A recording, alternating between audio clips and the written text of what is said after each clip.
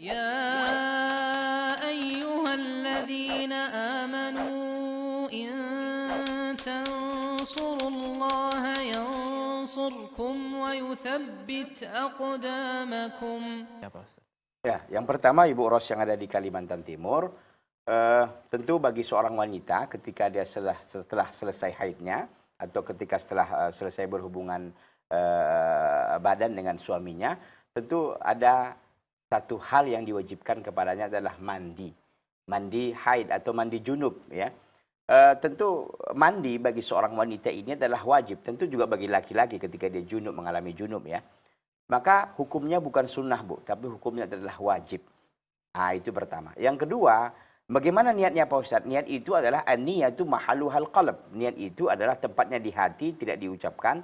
Tapi niat itu kan maksudnya qasdul qalbi. Ada apa ya? Ada tersirat, ada gerakan, ada semacam terlintas dalam hati, aku mau mandi wajib. Itu sudah dianggap niat begitu. Itu udah nggak niat. Ibu umpamanya dari ruang tamu nih mau menuju kamar mandi, pasti Ibu ada niat dulu kan.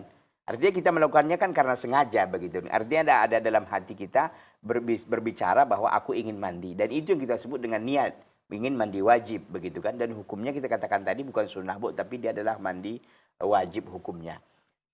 Itu yang kedua terkait dengan niat, Bu, ya. Jadi dalam hati, dan itu artinya sudah di dalam hati Ibu ketika sudah mau ingin mandi dan terlintas begitu kan, ingin mandi, itu dinamakan niat. Yang ketiga adalah bagaimana tata cara. Tata caranya adalah memang sangat dianjurkan tadi itu adalah untuk berwudu dulu. Ya, berwudu, ya, baru nanti langsung mandi yang dimulai dari sebelah kanan ya, dibasuh, dan itu harus semua, Bu, dari ujung rambut, ujung rambut di kepala sampai ujung kaki. Itu dia.